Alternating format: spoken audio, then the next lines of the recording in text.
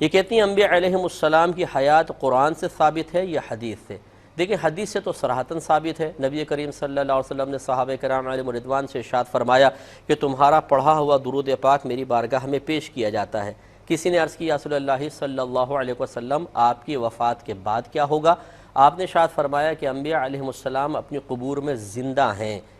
اللہ تعالیٰ نے زمین پر نبیوں کے جسموں کا کھانا حرام فرما دیا ہے۔ انبیاء علیہ السلام اپنی قبور میں زندہ ہیں، انہیں رزق دیا جاتا ہے۔ یہ ساری حدیث موجود ہے، لیکن انبیاء علیہ السلام کی حیات کا شعور ہمیں حاصل نہیں ہے۔ یقینی سی بات ہے کہ بظاہر ایک نبی کا انتقال ہوتا ہے، وصال ہوتا ہے، ان کا جسد اقدس ہمارے سامنے ہوتا ہے۔ اب کیسی ان کی زندگی ہے یہ اللہ ہی بہتر جانتا ہے، لیکن بہرحال ان کی زندگی ثابت ہے۔ قرآن سے اس طریقے سے ثابت ہے کہ شہداء کے بارے میں صریح آیت موجود ہے۔ اللہ تعالیٰ نے ارشاد فرمایا جو اللہ تعالیٰ کے راستے میں قتل کیے جائیں انہیں مردہ گمان مت کرو، وہ زندہ ہیں لیکن تم ان کا شعور نہیں رکھتے ہو۔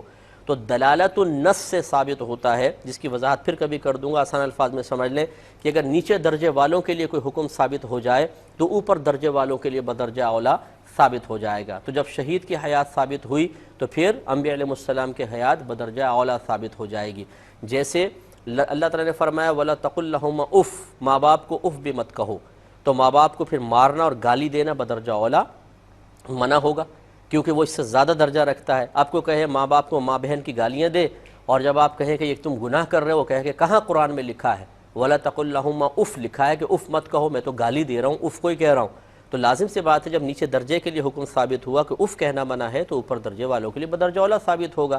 یہی دلالت النص ہوتی ہے کہ کسی آیت کو پڑھنے کے بعد عام اہل لسان بھی بغیر مجتہدانہ صلاحیت رکھے ہوئے بھی، کوئی اجتہاد کی صلاحیت نہیں ہوتی، اس کا انتقال ذہن فوراً کسی اور مسئلے کی طرف چلا جائے تو یہ جو دوسرا مسئلہ ثابت ہوا کہا جاتا ہے دلالت النص سے ثابت ہو گیا۔ تو دلالت النص سے انبیاء علیہ السلام کے حیات قرآن عظیم سے بھی ثابت ہے۔ بہن نے فرمایا سرکار علیہ الصلوۃ والسلام اب بھی زندہ ہیں، اس بارے میں بھی سوال کیا جاتا ہے، تو سوال ہمارے پاس موجود ہے، ارشاد فرمائیے۔ اللہ تبارک و تعالی قرآن پاک میں ارشاد فرماتا ہے ہر ذی روح کو موت کا ذائقہ چکھنا ہے۔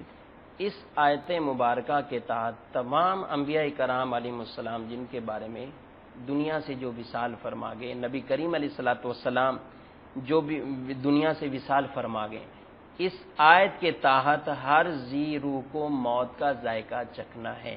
وہ وصال ہوا ہے، اس وصال کے بعد اللہ تبارک و تعالی ان کو زندگی عطا فرماتا ہے اور وہ زندہ ہوتے ہیں۔ صحیح۔ شہداء کے بارے میں قرآن پاک میں جگہ بجگہ ارشاد فرمایا گیا ہے کہ ان کو مردہ گمان بھی نہ کرو اور مردہ کہو بھی نہیں۔ شہید کا جب یہ مقام اور مرتبہ ہے تو اللہ کے نبی کا بہت بڑا مقام اور مرتبہ ہے۔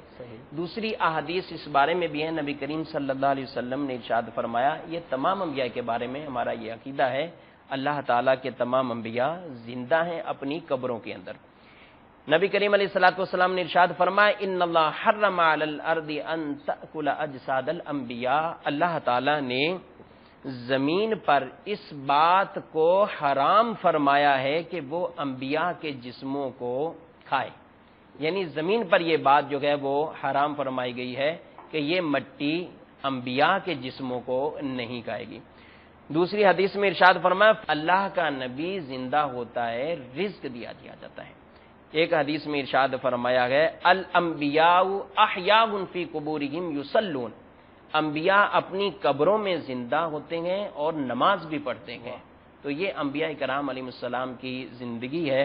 اور حضرت موسیٰ علیہ الصلوۃ والسلام کی قبر کے پاس سے جب حضور علیہ الصلوۃ والسلام سفر معراج کی طرف جو ہے وہ جا رہے تھے تو گزرے، تو وہاں پر رأیت موسیٰ یصلی فی قبرہ قائما، حضور علیہ السلام نے ارشاد فرمایا میں نے موسیٰ کو دیکھا کہ اپنی قبر میں کھڑے ہو کر نماز پڑھ رہے تھے۔ سبحان اللہ۔ اس کے علاوہ اللہ تعالیٰ نے پھر ان کو یہ طاقت بھی دی ہے، انبیاء کرام علیہ السلام کو زندہ بھی ہیں اور یہ طاقت بھی ان کو دی ہے کہ اللہ کی مشیت اور مرضی کے ساتھ یہ جہاں چاہیں، جہاں اللہ تعالیٰ چاہے ان کو بھیج بھی سکتا ہے، اور یہ جاتے بھی ہیں اور یہ جانا ثابت بھی ہے۔ یہی حضرت موسیٰ علیہ الصلوۃ والسلام ان کا یہاں پر نماز پڑھ رہے ہیں. حضور علیہ الصلوۃ والسلام بیت المقدس مسجد میں جب گئے تو وہاں پر سارے انبیاء کرام علیہ السلام انہوں نے وہاں پر حضور علیہ السلام کا استقبال کیا اور آپ کی امامت میں انہوں نے نماز بھی پڑھی ہے. تو یہ سارے نبی وہاں بھی پہنچے ہیں. اور پھر مختلف آسمانوں پر حضور صلی اللہ تعالی علیہ وآلہ وسلم نے حضرت ابراہیم علیہ السلام سے، حضرت موسیٰ علیہ السلام، حضرت عیسیٰ، حضرت آدم علیہ السلام، ان سے بھی ملاقات کی ہے، ان سے کلام بھی فرمایا گیا، اور یہ سب احادیث کی کتابوں میں موجود ہے. تو واضح طور پر یہ مسئلہ جو ہے موجود ہے. کتنے برس ہو چکے ہیں ان انبیاء کو جو ہے دنیا سے رخصت ہوئے، اس کے باوجود ان کی ملاقاتیں نبی کریم صلی اللہ تعالی علیہ وآلہ وسلم سے ہوئی ہیں. اور حضور علیہ السلام کے بارے میں بھی ہمارا یہی عقیدہ ہے کہ آپ زندہ ہیں، اپنی قبر انور میں ہیں، اپنی نگاہ نبوت سے ساری کائنات کو ملاحظہ فرما رہے ہیں، اپنے امتیوں کو دیکھ رہے ہیں، ملاحظہ فرماتے ہیں، اور جہاں چاہیں اپنے جسم اطہر کے ساتھ بھی تشریف لے کر جا سکتے ہیں. یہی حاضر و ناظر کا مفہوم ہے کہ حضور علیہ السلام وہاں تشریف فرما ہو کر اپنی نگاہ نبوت سے سب کو جو ہے وہ دیکھ رہے ہیں. ایک اعرابی نبی کریم علیہ الصلوۃ والسلام کی بارگاہ میں حاضر ہوا اور اس نے اپنے اوپر کوئی گناہ کر کے کوئی ظلم کر لیا تھا، تو اس نے آیت مبارکہ کی تلاوت کی. یا رسول اللہ صلی اللہ علیہ وسلم، اللہ نے جو کچھ آپ پہ نازل کیا، آپ نے ہمیں سکھایا، اسی قرآن پاک میں یہ موجود ہے.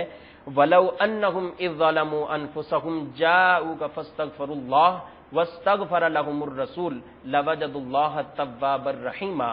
اگر وہ اپنی جانوں پر ظلم کر بیٹھیں اور آئیں آپ کے پاس، یہاں اللہ سے استغفار معافی چاہیں، استغفار کریں اور رسول ان کے لیے سفارش کر دیں، تو اللہ کو ضرور توبہ قبول کرنے والا اور رحم فرمانے والا پائیں گے. تو اس اعرابی نے یہاں آ کر یہ پڑھا اور روتا رہا، حضور علیہ السلام کی قبر سے مٹی اٹھا کر اپنے سر میں ڈالتا رہا. تو قبر انور سے آواز آئی، قد غفر لک، تیری مغفرت فرما دی گئی ہے. تو نبی کریم صلی اللہ علیہ وسلم جو گئے وہ ملاحظہ بھی فرما رہے ہیں، دیکھ بھی رہے ہیں، اور یہ بھی ارشاد فرمایا کہ امتیوں حیاتی خیر لکم و مماتی خیر لکم، میرا زندہ رہنا بھی تمہارے لیے بہتر تھا اور میرا وصال فرمانا بھی تمہارے لیے بہتر ہے. زندگی یوں بہتر کہ حضور علیہ السلام سے احکام سیکھا کرتے تھے، احادیث ملتی تھی. وصال فرمانا یوں کہ روایت میں فرمایا گیا تمہارے اعمال مجھ پر پیش کیے جاتے ہیں اور جن کے برے اعمال ہوتے ہیں حضور ان کے لیے استغفار فرمایا کرتے ہیں. کہ آپ صلی اللہ علیہ وسلم کی وفات ہوئی یا آپ زندہ ہیں اور ہر جگہ پر موجود ہیں؟ اگر اللہ کے نبی صلی اللہ علیہ وسلم زندہ ہیں، ہر جگہ پہ موجود ہیں، مسجد نبوی میں کے قریب جو قبر ہے حضرت عائشہ کے حجرے میں، وہ کس کی ہے؟ خود بھی سوچیے، اللہ نے عقل دی ہے، آپ خود سوچیے. اگر اللہ کے نبی صلی اللہ علیہ وسلم فوت نہیں ہوئے، زندہ ہیں، ہر جگہ موجود ہیں، تو وہ قبر مبارک کس کی ہے؟ صحابہ نے کس کو دفن کیا؟ حضرت فاطمہ کس کے مرنے پر روئی؟ ابو بکر صدیق کس کے مرنے پر آنسو بہا رہے تھے؟ عمر فاروق کس کے مرنے پر کہہ رہے تھے جس نے کہا میرا نبی مر گیا میں گردن کاٹ دوں گا؟ بلال کس کے مرنے پر مدینہ چھوڑ کر گئے؟ فاطمہ 6 مہینے تک کس کے مرنے کے بعد زندہ رہی اور کسی نے ان کے چہرے پہ مسکراہٹ نہیں دیکھی؟ وہ کون تھے جو فاطمہ کو اپنے قریب کر کے کچھ کہا، فاطمہ رونے لگ گئی، پھر قریب کر کے کچھ کہا تو فاطمہ ہنسنے لگ گئی؟ اور حضرت عائشہ نے پوچھا فاطمہ روئی کیوں تھی، ہنسی کیوں تھی؟ کہا روئی اس لیے تھی کہ میرے بابا نے کہا تھا اب وفات کا وقت آ گیا ہے، اب جدائی کا وقت آ گیا ہے. اور ہنسی اس لیے تھی کہ نبی نے کہا تھا، میرے بابا نے کہا تھا میرے خاندان میں سب سے پہلے تو مجھے آ کر ملے گی. اللہ سے ڈریے.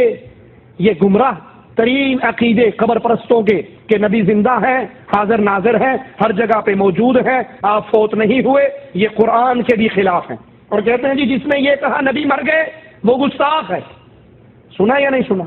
کئی لوگوں پر ہمارے ملکوں میں گستاخ رسول کا پرچہ ہوتا ہی اس جرم پہ ہے، اس نے یہ کہا تھا کہ نبی مر گئے. جو کہے نبی مر گئے وہ گستاخ.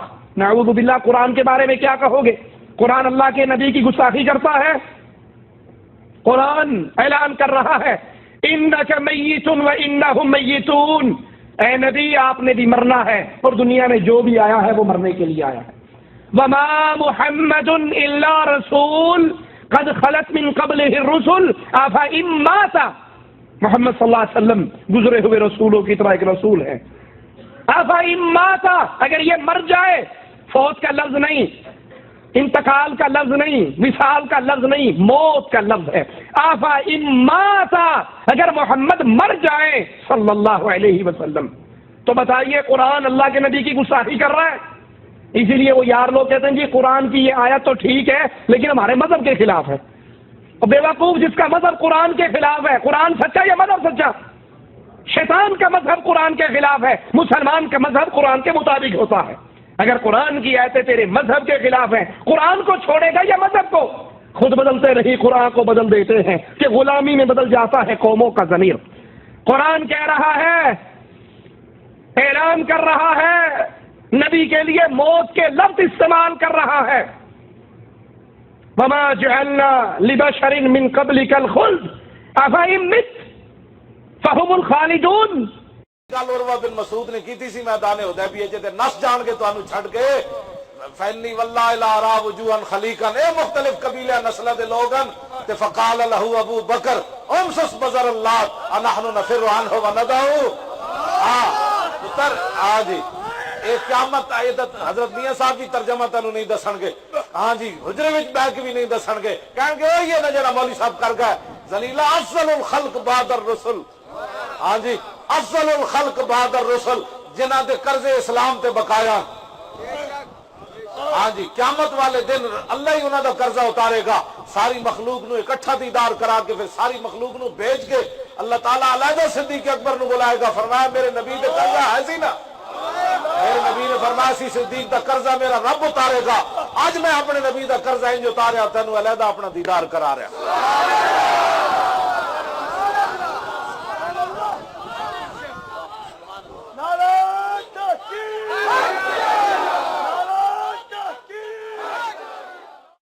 اتنے میں وہ رفیق نبوت بھی آ گیا. اقبال کہندا اتنے میں وہ رفیق نبوت بھی آ گیا جس سے بنا عشق و محبت ہے استوار. بولے حضور فکر عیال بھی چاہیے، کہنے لگا وہ عشق و محبت کا رازدار. پروانے کو ہے چراغ بلبل کو پھول بس، صدیق کے لیے ہے خدا کا رسول بس.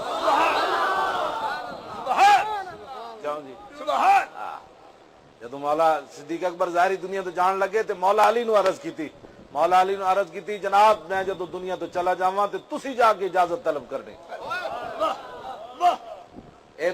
مولا علی دا نام اس واسطے لیا تاکہ قیامت تک ساڈے نام دے کوئی جھگڑے نہ کرے، علی تے ابو بکر دے نام دے کوئی جھگڑے نہ کرے.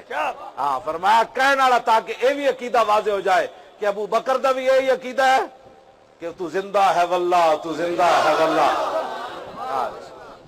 ہاں جی تے علی دا بھی یہ عقیدہ ہے. ہاں جی تے فرمایا ہاں جی مولا علی عرض کی تھی ابو بکر آ گئے جی، ابو بکر آ گئے تے دروازہ خود بخود کھلیا تے آواز آئی ادخل الحبیب الی الحبیب. اوصل الحبیب دے لفظ بھی ہیں، ادخل الحبیب دے بھی ہیں. اے ادخلو نہیں پہ پڑھنا بعد میری کوئی غلطی پہ کٹے. داخل یدخل دخولا فهو داخل دا معنی داخل ہونا، ادخل یدخل ادخال فهو مدخل اس کا معنی داخل کرنا.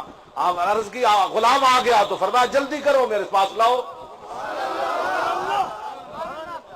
کیوں جی آزا آرام یہ کچھ نہیں کرتے، کچھ نہیں سنتے.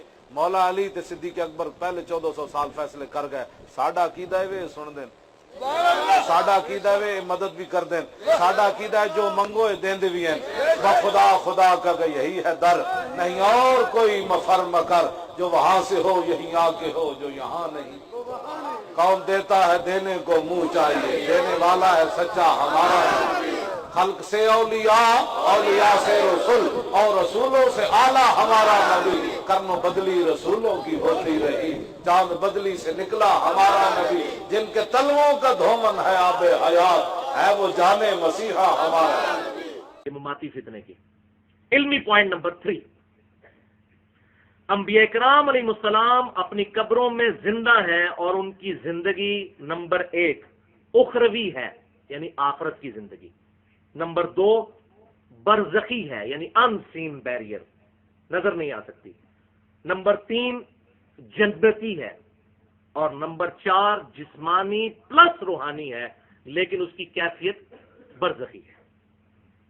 اور یہ زندگی کسی بھی صورت دنیا کی زندگی کے مشابہ نہیں ہے، کیونکہ دنیا کی زندگی کے پروٹوکول ڈفرنٹ ہے. دنیا میں زندہ رہنے کے لیے ہمیں سب سے بیسک نیڈ ہے سانس، پھر کھانا پینا، بیویاں، یہ تمام چیزیں دنیا کی ضرورتیں ہیں.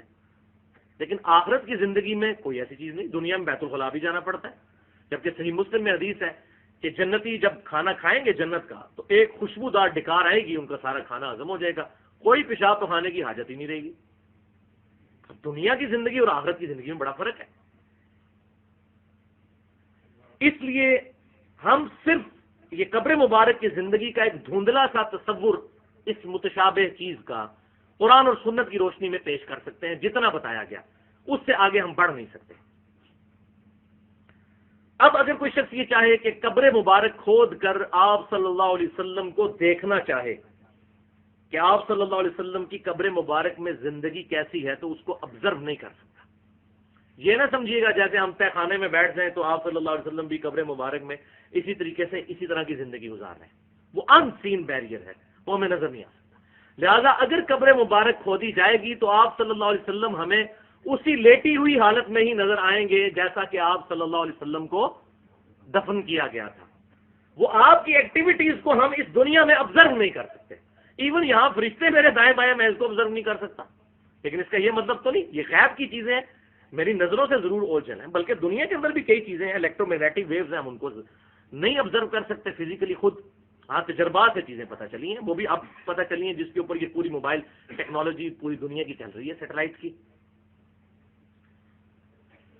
تو اس کو آپ اس طرح سمجھ لیجئے کہ جیسا کوئی شخص دنیا میں سویا ہوا ہوتا ہے اور اس کو خواب دکھایا جاتا ہے اور اس کے اوپر کوئی کیفیت طاری ہوتی ہے تو پاس کھڑا شخص اس کو وہ لیٹی ہوئی حالت میں دیکھے گا، لیکن وہ شخص ان تمام کیفیات سے گزر رہا ہوتا ہے. یہ میں سمجھانے کے لیے بات کر رہا ہوں. بالکل اس طریقے سے انبیاء کرام علیہ السلام اپنی قبروں میں لیٹی ہوئی حالت میں نظر آئیں گے، لیکن ان پہ جو کیفیات گزری ہوں گی وہ ہم نہیں دیکھ سکتے.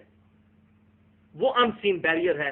سورہ المومنون آیت نمبر 100 وَمِن وَرَائِهِمْ بَرْزَخٌ إِلَى يَوْمِ يُبْعَثُونَ، اور ان کے مرنے سے لے کر قیامت کے دن تک اٹھائے جانے تک برزخ ہے، ان سین بیریئر. یہی وجہ ہے کہ امام ابن حجر اسقلانی رحمۃ اللہ علیہ نے فتح الباری کے اندر صحیح بخاری کی شرح لکھتے ہوئے انٹرنیشنل نمبر کے مطابق 4042 نمبر حدیث کے نیچے یہی الفاظ لکھے. ایگزیکٹ ورڈ میں پڑھنے لگا ہوں.